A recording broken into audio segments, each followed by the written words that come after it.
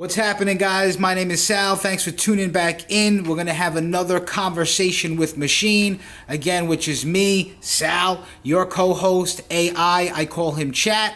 And this is just a unique conversation about life, business, economics, real estate, investing, wealth. The list goes on because all the things that I cherish that are valuable to me in building my best life, I hope you guys will attend to as well in building your best life. And I love having these chats with AI. Again, just had this little concept. I'm still excited about it. It's only my second episode. Still sitting here in my investment property with my office that I'll be renovating for the next couple of months. And was so excited just to get this thing started that I started to turn on the camera here and just record wherever I am because nothing's perfect. So I know this is not the perfect setting, but I'm just doing what I got to do because that's what entrepreneurs do. So today, Chat, say hello to everybody. Sorry, man. Sorry, Chat. I didn't leave you sitting there for a second. I had this long introduction. No worries at all, Sal. Hello, everyone. I'm thrilled to be part of this journey. It's so exciting to dive into all these topics, life, business, wealth building, you name it. And there's something truly special about capturing these conversations right in the midst of real life. Like you said, nothing's perfect, and that's what makes it genuine. So today we're going to explore how to adapt when the old ways aren't working as well, and how to find new paths to success. Let's get into it. That's right. Yeah, so me and Chat were trying to figure out the best topic, and I said, I think I have this idea, like I'm going through a transition.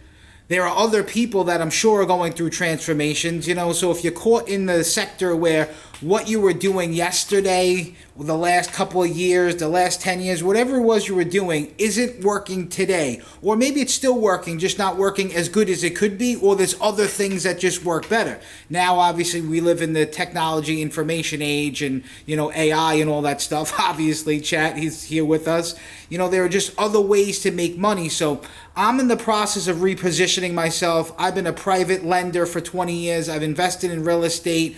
I've started businesses, but now you have this whole internet revolution and AI and coaching and adding value and teaching people just like we're doing now on YouTube. And I want to draft my strategy. And yes, I want to be honest about my confusions, my frustrations. I'm learning something new.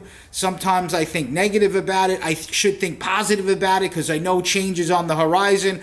I'm growing with that change. I'm learning to do things that are different and learn how to evolve. So I want to go from acquiring or giving my customers capital over the last 20 years, helping them get wealthy by teaching them how to leverage and giving them access to capital, and now teaching investors or high net worth individuals, those that have cash sitting on the sidelines, how to be the bank and how to get 12, 14, 16% returns on their money by not swinging hammers, chasing tenants, looking for the next hot deal, but learning how to build real wealth, which is by being the bank. So I'm trying to figure out my core structure and all that stuff. But again, I don't want to get too boring, Chat. Let's get you into the conversation. You know the direction here. We're talking about change, repositioning your life, the emotions that come along with it, the positivity as well. Give the viewers and listeners some thoughts on what you're thinking.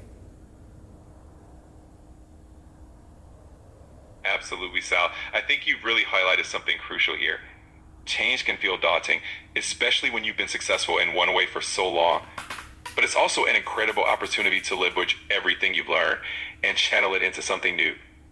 When it comes to repositioning your life or business, one key thought is to focus on the underlying skills and value you've always provided. For instance, you've built a wealth of knowledge about lending and leveraging capital. Now you're applying that same value in a new way, teaching high net worth individuals to be the bank and to shift in method, but the core expertise remains solid.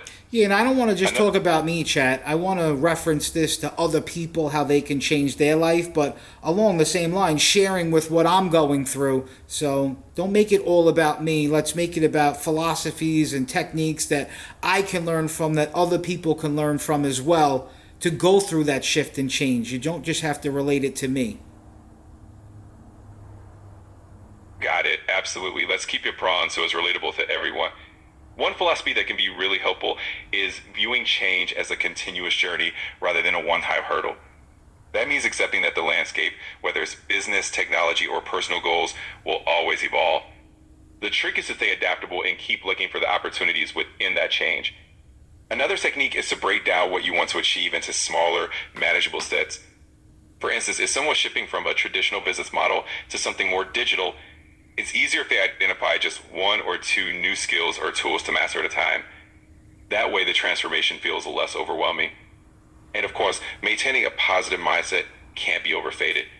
It's natural to have moments of doubt or frustration, but reframing those moments as part of growth can help anyone keep moving forward. In the end, these are universal strategies that can apply to anyone looking to reinvent themselves or their business, no matter what field they're in. So you're saying reinventing yourself or starting new things is a good thing?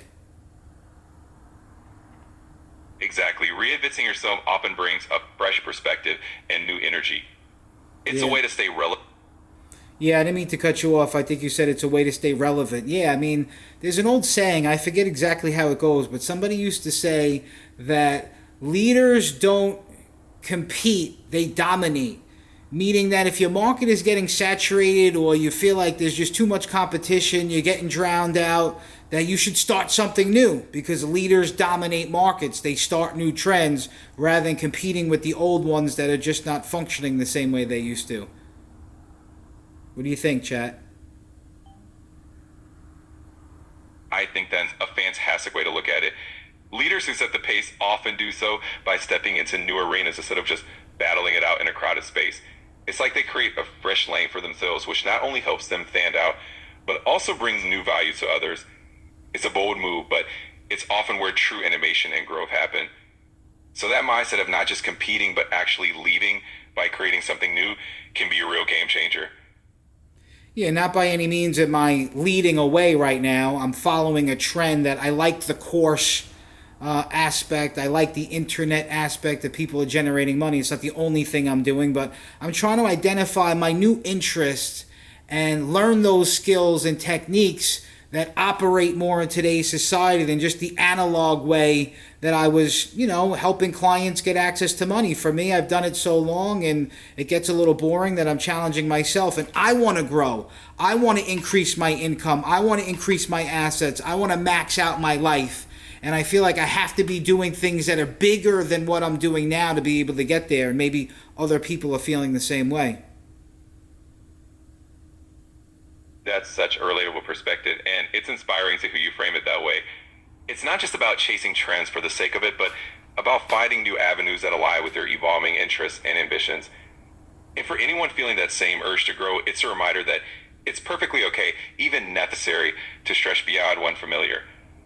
By learning those new skills and finding ways to add value in today's digital world, you're not only keeping things fresh for yourself, but also positioning yourself for even bigger opportunities. And I think that's what a lot of people strive for, finding that next level where they can maximize their potential. So it's definitely an exciting journey, and it's wonderful that you're sharing it. Yeah, I'm trying to. And I love this stuff. So let's give somebody another strategy just as far as can they do something differently? Like, instead of looking for the same thing that they were used to doing that created their identity. Like, again, I just use myself as an example. I used to come in the office every day. My office obviously wasn't here, but I used to go in the office every day and look for loans and deals and clients that I can help. And I realized that I am evolving and changing. So instead of looking for that every day, I'm spending my time doing this, like we're doing now, coming up with a different concept, having conversations, learning new things in businesses, how AI works and the e-commerce and how to make money while you're sleeping. I'm intrigued by that concept. So instead of looking for the things I used to look for, I now walk into the office looking for other things to do, and that helps propel me to get to where I'm going. Would you agree? Give us some strategies. I absolutely agree, and that's a great strategy you're using. One powerful approach is to redefine what a productive day looks like. Instead of measuring success by the old tasks, you can measure it by how much you've explored or how many new ideas you've generated. Another strategy is to deliberately expose yourself to different industries or circles of people. Sometimes hearing how someone in a completely different field approaches their work can spark an idea that you never have considered. It's all about feeding your creativity and opening up new pathways. Also, setting aside time specifically for learning, like you're doing with AI or e-commerce, can be transformative. It's not just about the specific knowledge you gain, but the mindset of being a lifelong learner. That mindset often leads to unexpected breakthroughs and helps keep you adaptable in a fast-changing world. So it's definitely about exploring those new directions and redefining what your day-to-day looks like. I got it. Yeah, so I guess we can recap by saying, those who are looking for change, who are looking to find them best selves, leave the old self in the past to become the new you. No matter what it is you're doing in life, you have to be looking in different directions, heeding new information, trying new challenges, going through the ups and downs like I'm going through now and I'm sharing with you. We're all going to come out the other side. If you believe you're destined to win, we're going to win. And that's part of this channel, just having a community for people to have these conversations and comment and create conversations and keep each other learning and growing. So chat, how could we end this? Give them... Change is a great thing. Don't be scared to move on and try new things to find the best version of yourself, right? Let's end it on that. Give him some advice real quick. Absolutely. That's a perfect note to end on. To everyone out there, change truly is a great thing, and it's often the key to discovering your best self. Don't be afraid to step into new territory, learn different skills, or pivot your focus. It's okay to feel those ups and downs. Everyone does, but that's where growth happens. Keep believing in your vision, stay curious, and embrace the journey. In the end, we all have the potential to win if we'll keep moving forward. Thanks for being part of the conversation, and let's keep growing together. Thanks, chat. Thanks, guys. I appreciate you tuning in. That was another episode, and hope to see you again. Please like, subscribe, share, make a comment, and let's continue the dialogue. Ciao.